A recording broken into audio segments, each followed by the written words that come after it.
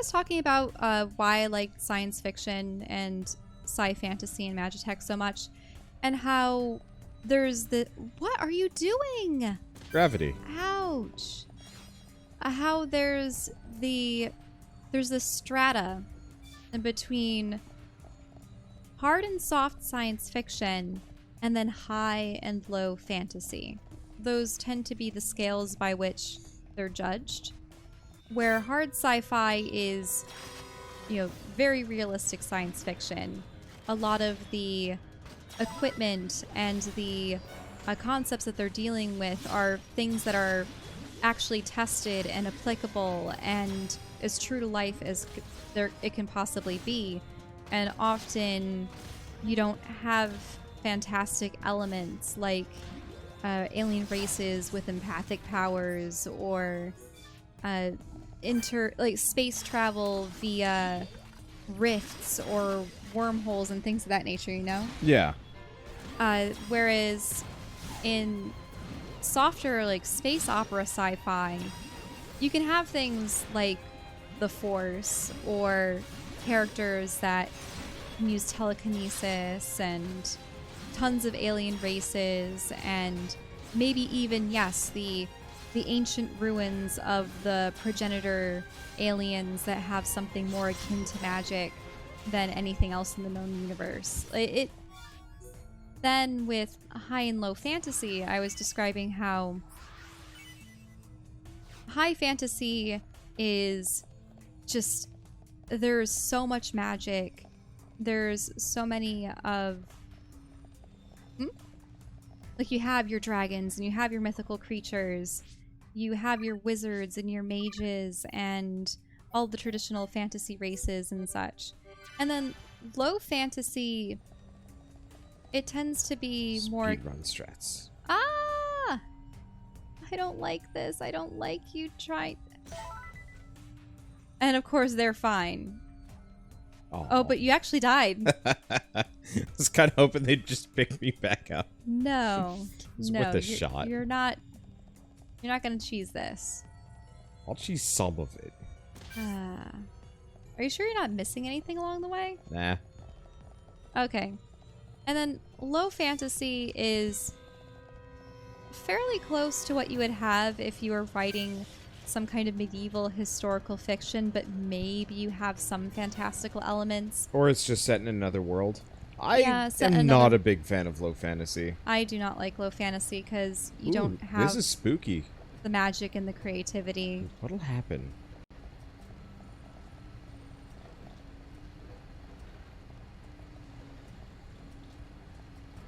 There's nothing over here. Huh. Weird. Oh, can you jump on that? Or does it just That's kill you? what I'm wondering. No, it's just going to push you along. Rude. Slowly. Very rude. Those guys are just hanging there, but... Now, I have enjoyed some hard sci-fi. There's some good hard sci-fi.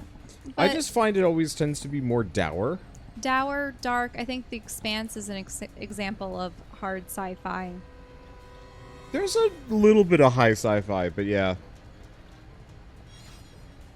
It's fairly... It's... I'm mostly just thinking not the high, alien. hard. It's fairly hard. Yeah. I'm saying it is hard. Harder science fiction. It's mainly just a little bit of alien tech and magic.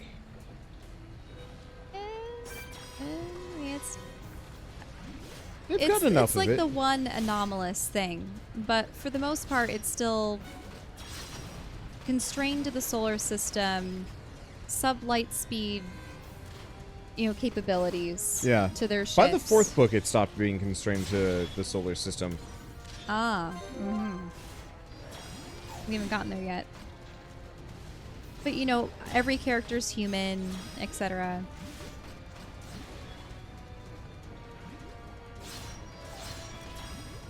And they don't even have sophisticated AI either. Nope. I think that you start to get softer science fiction when you do have the presence of alien, sci-fi, alternate means of And travel. also the higher the tech level, generally. Hmm? You know, if the tech level is like really high, it starts getting softer just because of how much more you can do. Well, it depends on if the technology is technically infeasible and people don't even know how it would function. Like teleportation, Yeah. among other things. Even though, oh no, I just grabbed a bat out of the air and jammed it in my I pocket. was going to say that Star Trek tries to be hard sci-fi, but then I No, realized it really doesn't. It isn't. The aliens do ridiculous things. They do insane nonsense. I enjoy... But Star Wars is definitely space opera, very, very soft, almost fantasy sci-fi. Yeah. I wish there were more sci-fi stories that were contained to one planet. Do you ever notice how, like, they are almost entirely space travel? Yeah, it really creates a different dynamic when you have interplanetary travel. It means that you have to be wary of the rules of space travel and the vehicles that they're on, the travel times between planets in the system, and then also you do run the risk of having the single climate planets. Like, this is the ice world. Mm-hmm. This is the forest world. This is the lava world. This is the ocean planet. And I mean, it works. In a way, it's like different regions of a fantasy map where you do have, you know, the bog or the ancient wood or the caverns. Do you know what I mean? Yeah. But it really expands the scale. It's freeing, but it also can make everything complicated to the point where it's hard to manage. Like, I think... Well, I don't know. I sometimes wonder if one planet can be too constraining. And then if you're introducing airships, even if you don't have space travel, if you have airships on a planet that's the sole location in your story, then it can actually be an inconvenience to... It seems like most of the epic journeys that I've ever witnessed have been largely on foot, and they didn't have easy means to teleport various places or travel various places. Because then it could be too convenient to get to where you need to be.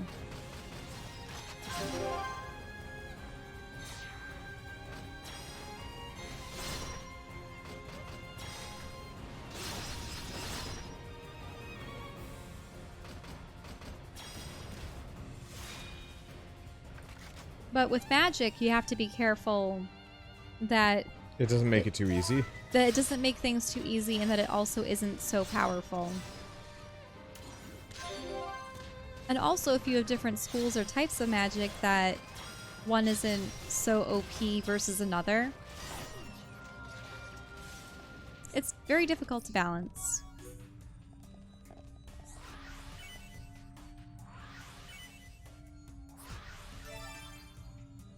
Oh, people are asking about John Carter. As in John Carter of Mars, as in the Princess of Mars stories. That's an interesting one. We saw the movie. We saw the movie. I read the book. It's weird.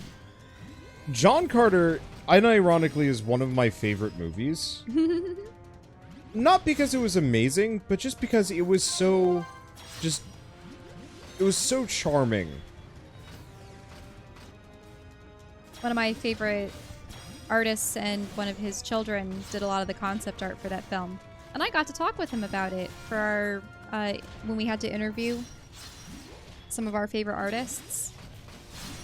We had to approach them and call them up. If you guys recognize him, Ian McCaig. That was who I was able to speak with. Great guy. He said that chiefly he wanted to be known as a storyteller. And when you're an artist, and especially when you're a concept artist, you are telling a story with your designs. But yeah, they had worked on John Carter. And I mean, he's worked on Star Wars episodes 1, 2, and 3, among other things. But it's interesting. I liked the aesthetic so much of that film. And it did have that, when we were talking before about James Bond, it did have that kind of classic James Bond, Indiana campy Jones. adventure feel to it.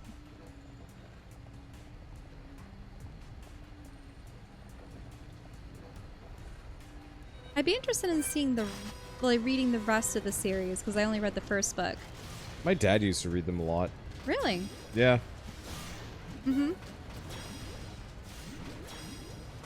Yeah, the same author wrote Tarzan.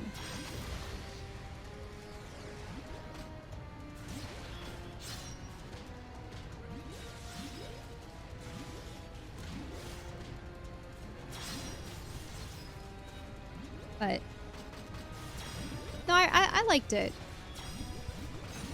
Oddly enough, that was a Disney film. Yep. Live action, though.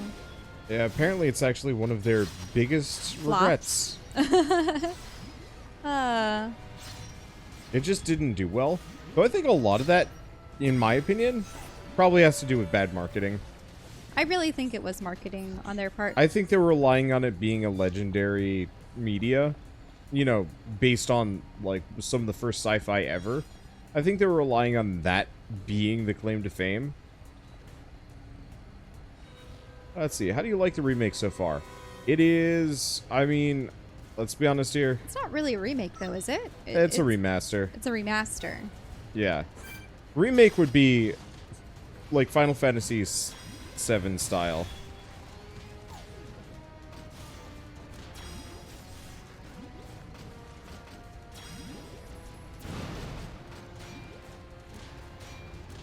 I maybe made a mistake.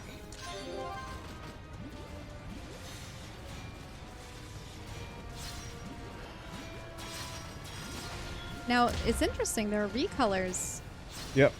So you had blue units, but now you're having red units. Or, wait a minute. Didn't the one that we fought recently, didn't he have that color?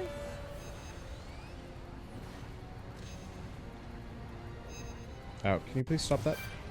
Oh, sorry. Healing her up. There you go.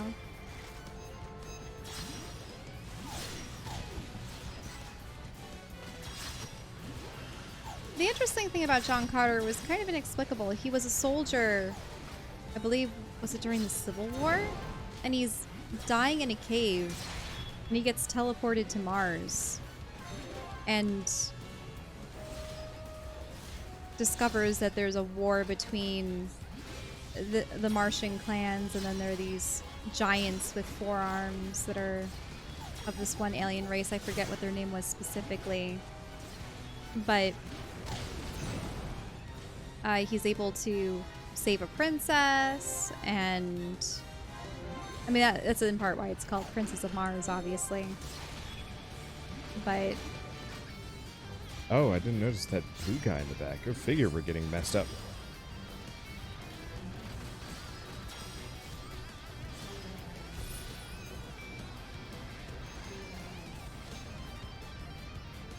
It's tough. I pulled a mid-boss at some point.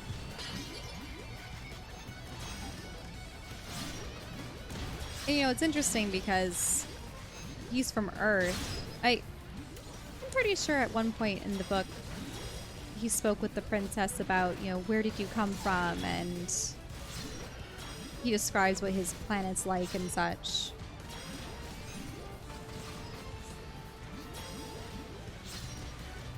It was an interesting one, but the unfortunate thing is I think in the end,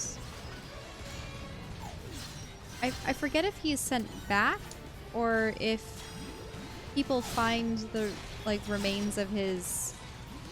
No, I think maybe he got sent back. I can't believe I forget the ending. He goes back very temporarily. In, like, a state of suspended animation, because I think he needed to go back to Earth to, like, heal. Yeah.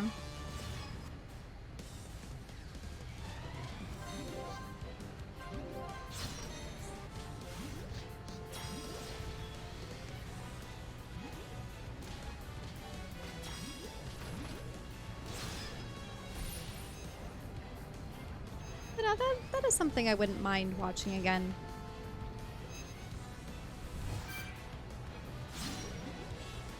Oh, he gets tricked back to Earth.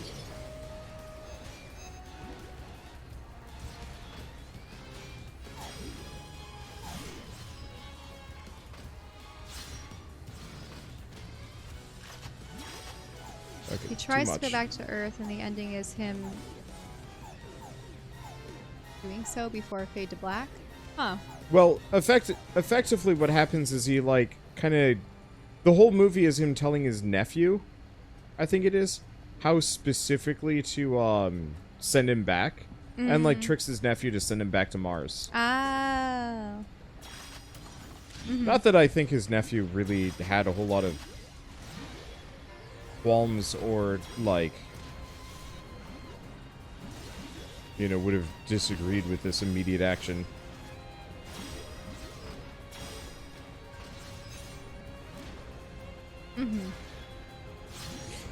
Okay. These guys are tough. Yeah, you have a lot of chests to collect. Yeah, I tried fighting 4, and then I got this guy. I was fine until he showed up. There's also some other trash mobs, but this guy got mad. So, I suppose while we're on the topic of magic, technology, etc., Yeah? would you compare Xenoblade's level of tech to...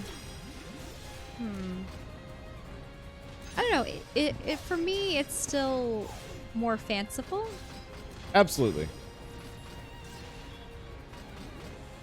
And it's impressive that the humans are able to create, you know, these rifles and these mining facilities, and I suppose they must have some flying ships. And then there were also those turret guns. Though they've got, like, full-on spaceships, so they have access to a fair bit. It's just the question of...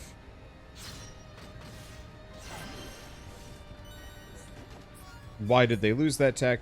Probably from fighting with the mech on. Yeah, I kind of wish they went into it a little bit more. History?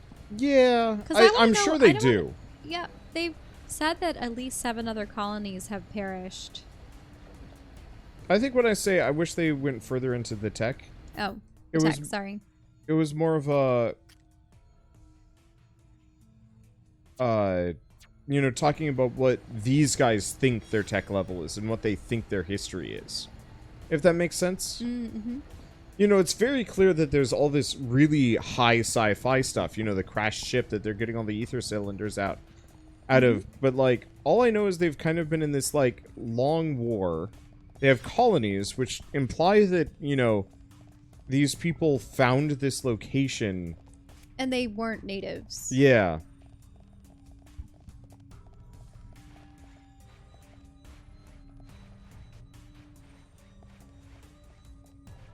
Yeah.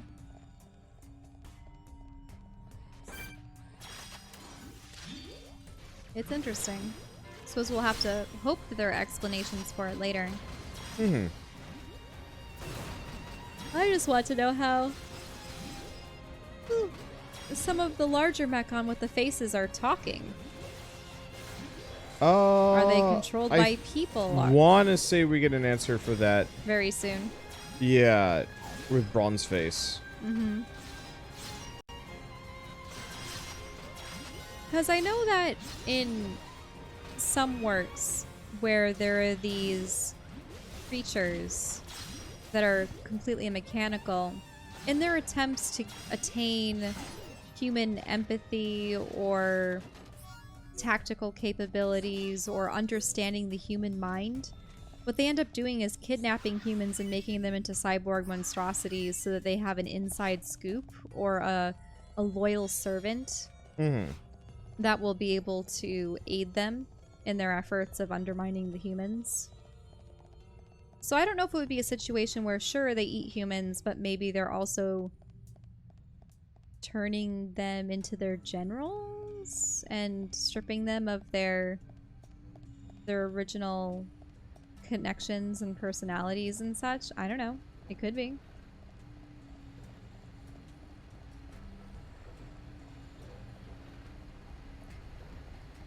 I'm looking forward to getting to the point where I don't actually know any more story. Because you can't reveal anything.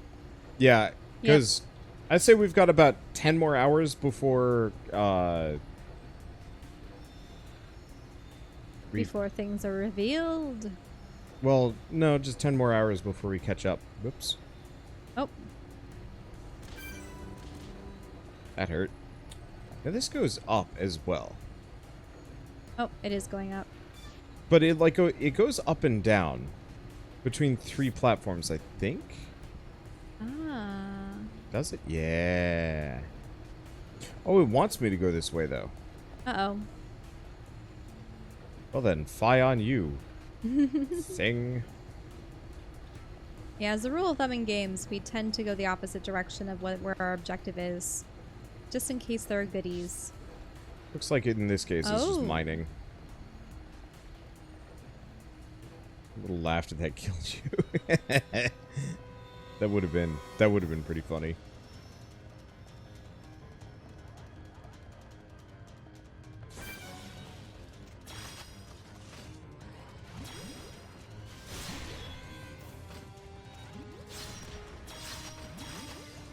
Oh, people bringing up the elevator squishing.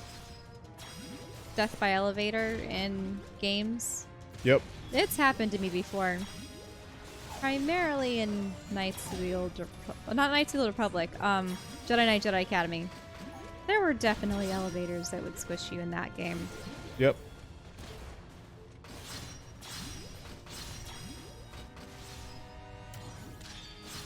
I forget if Legend of Zelda had them too. Maybe? I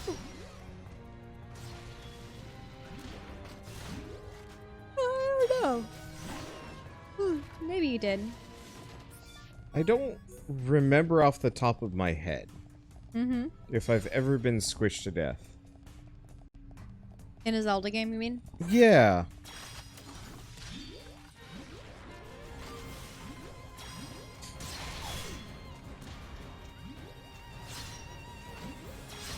Let me think. Speaking of squished to death in elevators and whatever, so we've seen some pretty ridiculous bosses. I think Hell House probably ranks fairly high. Oh, you mean in levels of insanity, or what? Yeah, what kind measure? of. You know, there's some really goofy enemies and bosses out there, and I'm trying to think of the really choice ones. My favorite is probably the Phantom Train in Final Fantasy VI. How about the giant poop blob from Banjo-Kazooie or Tooie? I know that I've fought a giant sludge monster made of sewer refuse and poop in a game. I mean, there's the Great Grand Poo or whatever. Where was the Great Grand Poo? That's in Conker's Bad Fur Day. Oh, maybe I'm getting them mixed up. No, I'm pretty sure Banjo-Kazooie Because had a ridiculous boss like that. I know specifically in Conker's Bad Fur Day, it's a giant sentient turd, and the whole boss fight is an opera. Oh. Yeah, so really? like it's singing the Great and Mighty Pooh. There we go. Okay. Now, I'm pretty sure that there's a similar boss. Oh right, there's the Dick Cart in Persona. Wait, what? Gosh, I forget its name. It's one of the last Personas that you get, and it's actually really good. But it is straight up just a giant dick in a cart. Ew. Yeah, I got rid of him real quick. Mara. It's called Mara. I was grumpy at that thing's existence. Because I needed it to get, like, the really good Personas that I was going for. Who does this one connect to? I have no idea. I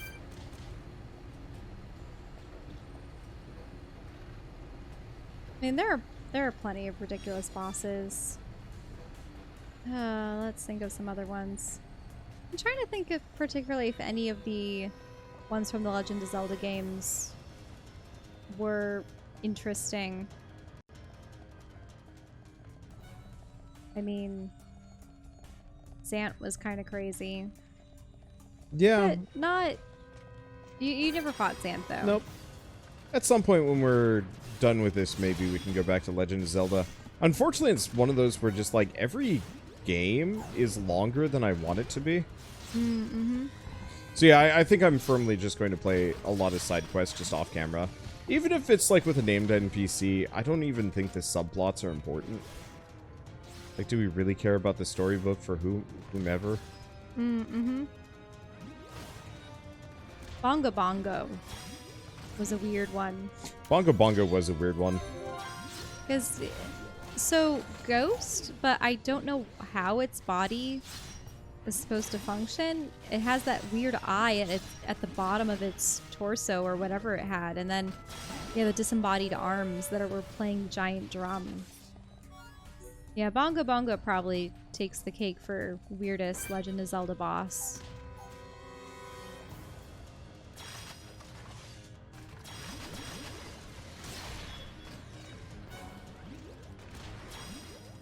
Let me think. Twin Robot was funny, though. Witchy Witches, Komin Kotake. Yep. Or Komin Kotake. I don't know how they decide to pronounce her name, but they were funny. Because they were these witch twins, and then they merged together to create...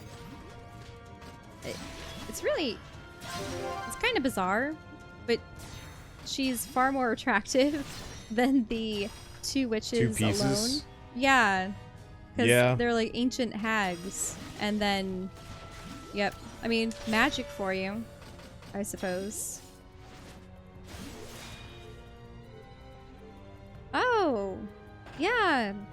I suppose there is that baboon from Twilight Princess. The one that was smacking his butt constantly. Yeah, I didn't like him.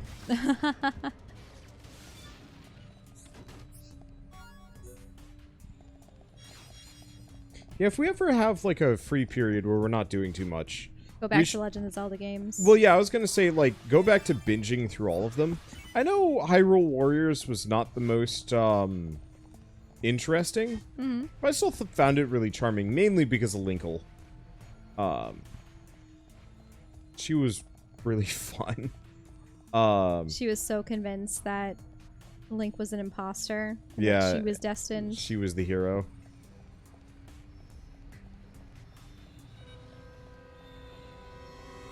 And then she was also, like, busted strong. Mm-hmm. Although she used ranged weapons, didn't she? And she had a pair of crossbows. And all of her fights were cuckoos. Like, it is such a travesty that they actually have not made a game about Linkle and, what would male Zelda's name be? It would probably Zarda? be... Zordon? Or, like, Zane, or... Zoro, Zidane. I think if you went with either of those, you might run into some problems. Yeah, you might run into some issues. Definitely not Link. Hello, this is Prince Link. I don't know if there's a male version of Zelda as a name, because Zelda is an old name. Yeah. You find it often in, say, Germany and such, but... Zonk. But it's interesting how in The Legend of Zelda, there's supposed to be these reincarnated beings, but they're always in the same configuration, and they're always in the same roles, and they're always in the same... well, they're always the same. I wish they played with it more. Such. Mm-hmm. Like, I appreciate their desire to, like... Nope. Okay. Okay. I appreciate their desire to kind of stick with things, but I kind of wish they'd remix it a couple of times. Like, give me one where Ganon is maybe not the good guy, but he's... It'd be interesting if there was a reincarnation of him that was sort of the anti-hero that had a change of heart, or maybe straight up, like, it's one where Zelda and Link are go a bit nuts, Oh, you mean maybe they're the authoritarian, righteous Yeah. kind of... Yeah, you know, it turned out that, you know, they got advance warning that Ganon was coming, and they straight up tried to, like, purge the Gerudo. Or something. Yeah. And so, you know, the Gerudo put up a spirited fight, but maybe this is back when they still have all the Sheikah tech, and so they just, like, completely, you know, wall up the Gerudo have to, like, go into hiding, and so you have to kind of self-fulfilling prophecy lead the Gerudo to safety and freedom. Zelda is definitely a name. Yeah. I can look it up, but I mean, if my great grandmother was Hilda. Zelda is short for Griselda. Yeah, Griselda. Okay.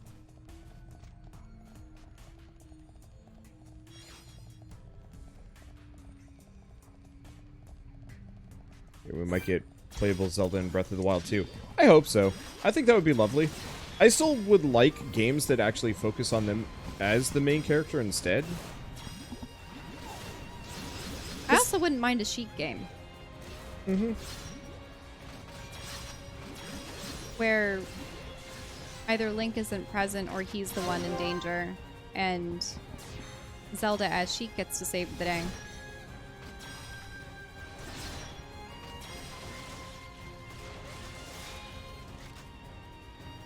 In a lot of the old art for Ocarina of Time, they actually had Sheik fighting alongside Link against Ganondorf's forces and whatnot. I mean, there's straight up like a manga where she is. Mm-hmm.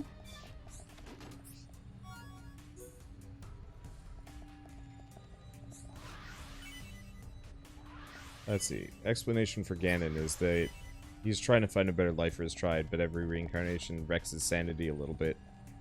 Huh. I mean, that's a way to make him sympathetic, I suppose. Somewhat.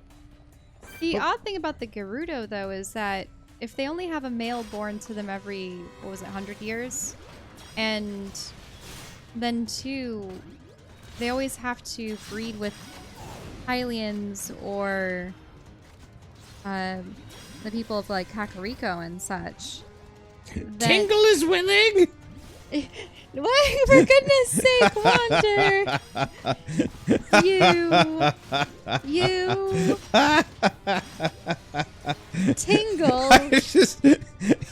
I'm sorry. It just popped into my head. How about this? His pickup line is, "You can tell your children that they're part fairy." Because isn't that his whole thing, that he says he's part fairy? I don't know. Yes. I don't know. Yes. Tingle's claim to fame is that he claims he's part fairy. The more I think about this, the more I laugh.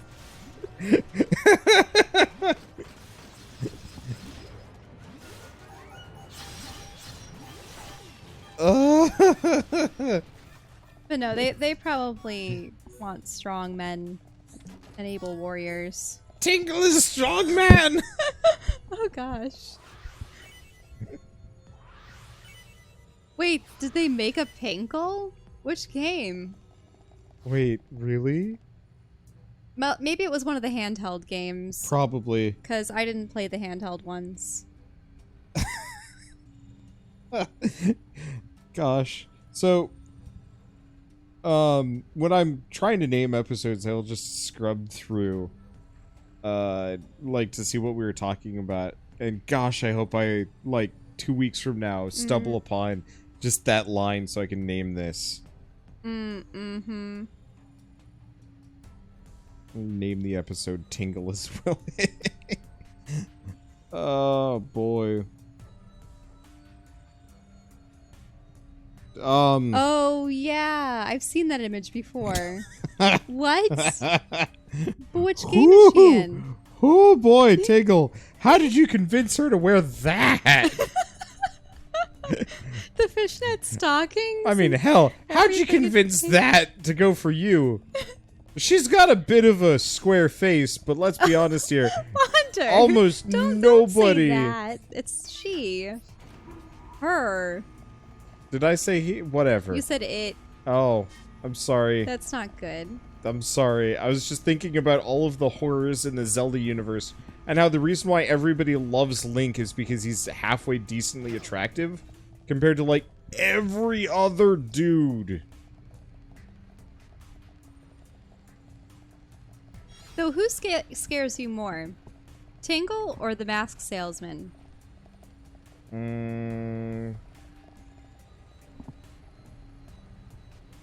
I think, I mean, obviously, Tingle's almost kind of weirdly harmless.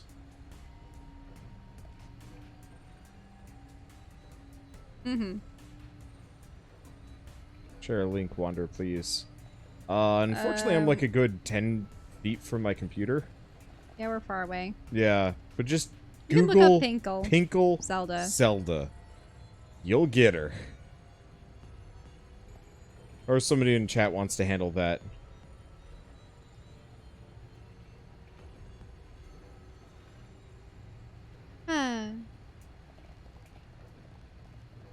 Zelda, what is that? And what is he doing? Shadow boxing? Preparing some punches, yeah. I don't know. I think he was supposed to aggro on us. Mm-hmm. Oh, what? He won't let me go mining. You scum! It's barring your path. Zelda was one of the most formative games that I played growing up. Probably because it was among the first that I ever played on the Nintendo 64, but also just because I loved the world. I loved all of the different races and the magic. It was just so pleasant, too. Except for the corpse creatures. Oh, yeah, the Redeads? Yeah, the Redeads. Redeads were not okay. I refuse to go through, Through the center of town? yeah, through the center of town if I could avoid it. And then they latch onto you if you get too close. Ugh. Hate them. I wish that Twilight Princess wasn't as sepia-toned as it was, but it was still a very, very pretty game. Mm-hmm. That's part of the reason why I want to go back to and play Skyward Sword regardless of the control issues. Is because they Are they really... ever going to update it? I don't know. You don't know if they will? We do have Motion Plus, and we... Yeah, and now that we have these headsets, we could actually record it. That was the main reason why I was never actually interested in recording Skyward Sword. Do we have a Wii with us, though? What? Do we have a Wii with us? Yeah, Wii U. Oh, the Wii U can play the Wii games. Yeah, yeah. All right, then. We're all good. Yeah. So it actually would not take too much effort on our end to play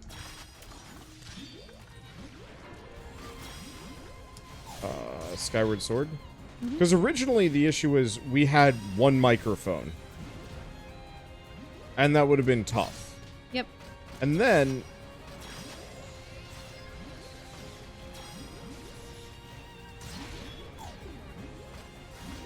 Let's see. And now we've got headsets, so yeah. We just scoot the couch over and I'd stand. I mean, realistically, we could probably even trade off with a Zelda game. Maybe. I mean, I played the first part of Skyward Sword. I don't know if it was my particular controller or what, but the boss battle, the first boss battle against Girahim, you have to do very specific slashes, like horizontal, diagonal, vertical. I think later they might even specify whether you slash up or down, things of that nature. And I don't know if there was lag or if the timing wasn't right, but it would often... It was awkward. It would often read my horizontal slashes as diagonals, and you know what I'm getting at? And it ruined the experience for me. Gosh, I would love to see Nintendo stick to the motion controls, but port it to, like, Nintendo VR. Nintendo VR? Yeah, why not? If Nintendo made VR, I'd love it. I'd like it if they did Nintendo VR, but then put Metroid Prime 4 on it. Yeah. Because I don't know if I would ever play the Metroid Prime series on a controller, but I loved playing it with the Wii. With the Wiimotes. Because I loved just being able to aim at the screen. Do.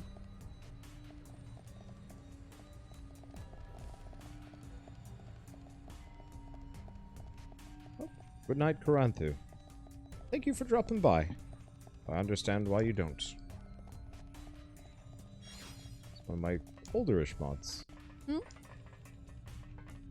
Oh, look at all those items. Yeah. Let's probably check our Collectopedia at some point. Oh, rubber man. Wait, did you miss one? No. Okay, good.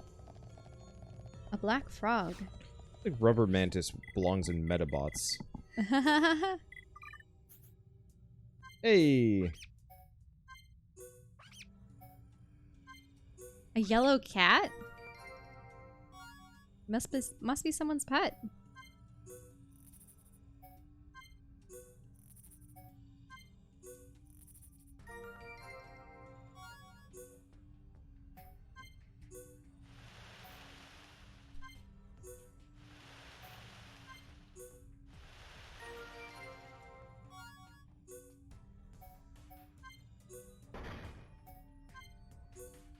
It's interesting now that I think about it, but Zelda's one of the few series where so much of it remains the same, at least the dynamic between the main trio of characters. But it's like a new, I mean, people have constructed timelines, but it's one of those things where it feels like a completely new experience every single time. But with, you know, changing aesthetics, changing mechanics, maybe slight changes to the world or what tribes and races are present, and obviously the dungeons and the weapons that you acquire and such. Mm-hmm.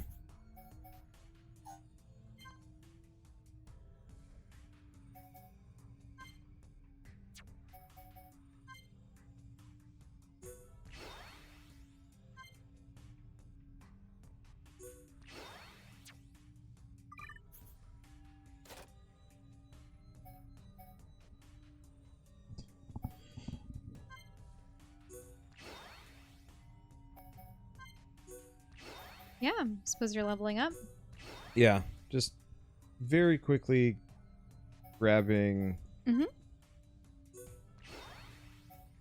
everything and make sure it's just slightly better. At some point, we will unlock a lot more moves and I'll pay more attention to them. But right now, these are just kind of my main set. I used to go, like, all in on one move, but I think that's not actually super worthwhile. There's a couple where it's kind of worth it. Now, on the topic of VR... Yes. I remember... what convinced us to get VR was we went to PAX and I tried some... Admittedly, probably it wasn't a good game. It was just a crystal defense where you used various weapons against skeletons. But I loved how I could use a bow and arrow, and it felt like I was using a bow and arrow in the game. And there were a number of interesting titles coming out, like Until You Fall, which you do have a couple episodes up for. Yep. And among other things. And so, yeah, we had picked up the Oculus Rift S, and you're getting through Half-Life Alyx. We should put it up at some point. But... It wasn't until that you really felt comfortable playing. It didn't seem like it was worth it. But how do you think it enhances your experience playing the game? Like, what kind of benefits does playing in VR have for you? I know that with more active games, you actually get a little bit of exercise. For one. Do you like the motions? and being able to look around environments a little bit more naturally. I do. I wish it was easier to move. Like, my biggest issue is navigating environments is awkward. The teleportation is nice, but I wish smooth taxation felt better. For taxonomy?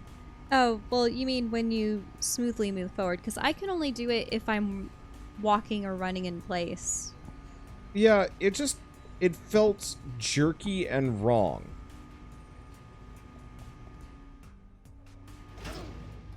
Oh, is this the chamber? No. They're gone. So whose blood is... Oh no. Ah, here at last! I've been getting hungry! Shulk! Isn't that? It's him, all right. He's the one who took Juju.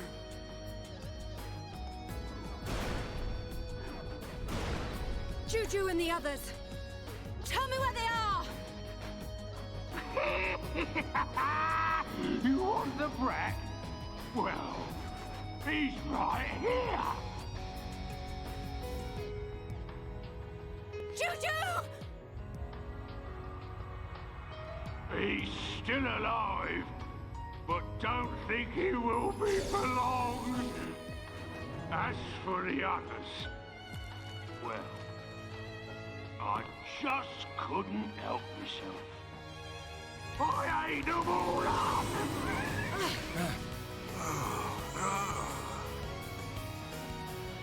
Welcome to our banquet hall. Tonight, the main course will be you. And if I've still got room, the brat will make a tasty dessert. Murderer! I'm Zord, your host tonight. Zord! So you have a name? That's what they all say. Can't say that I remember it myself. What's he talking about? Oh, yes. It's good to see fresh meat on the table.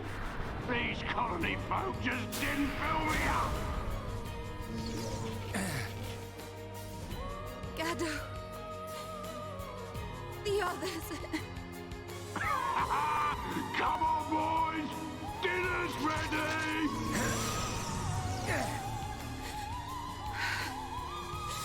I swear I won't stop until I've scrapped each and every one of you!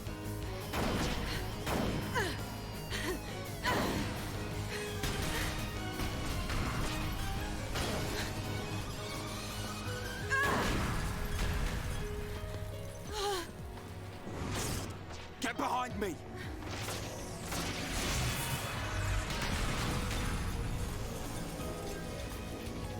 Right, Shala. We are Homs. And we won't just stand here, waiting to be eaten.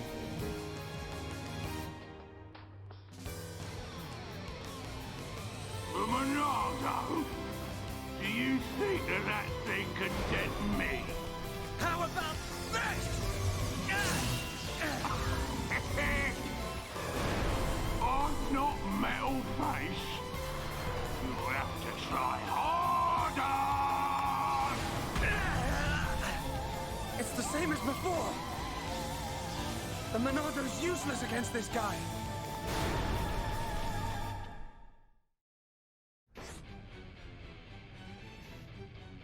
Now, this is interesting. Is it going to be a situation like that last time, where it seemed that guy was on some kind of cannon or mech? Is he going to use it against this guy, create an opening, and that's going to be the weakness that allows the Monado in? We'll have to see.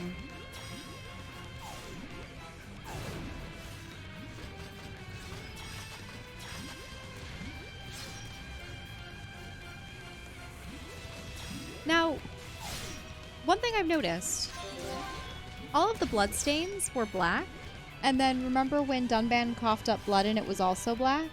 Yeah. But when the girl got stabbed, when Fiora got stabbed, it was red on his claws.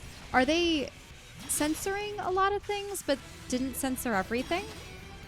Interesting question. Oh, I don't people know. are saying they were red in the original. That makes sense. Ow.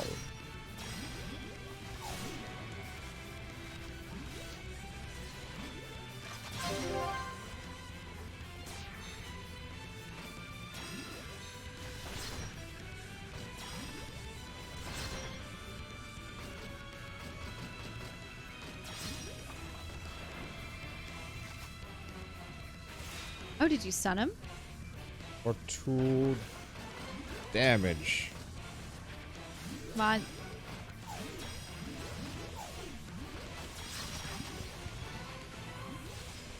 Nope.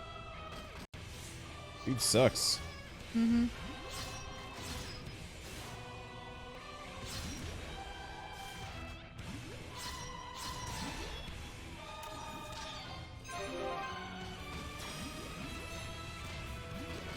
I suppose make sure that you look out for future site stuff. Divisions. Yep. Seems to be clobbering Charla. Yeah, he's just smacking Oh, her around. is he down? Nope. Called minions. Oh, okay.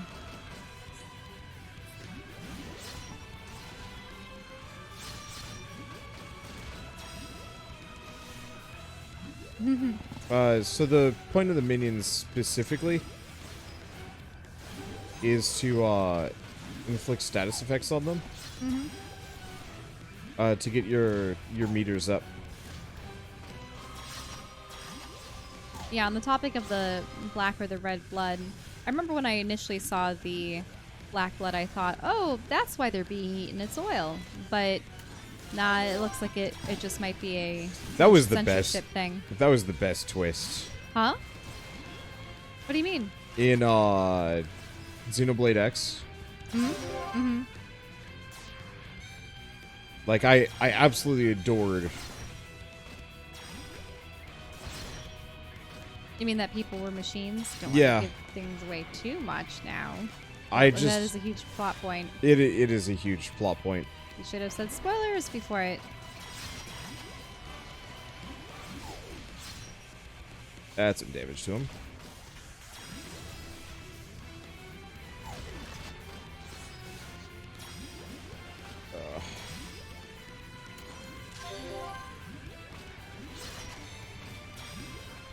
This boss fight is tough.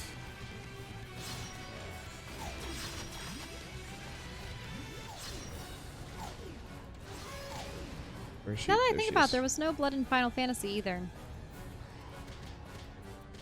Uh-oh. Ow. Oh no, you're down. We and all he's, got toppled. He's down. Oh no. Okay. He's up again. Here we go. Or, nope. Here we don't go.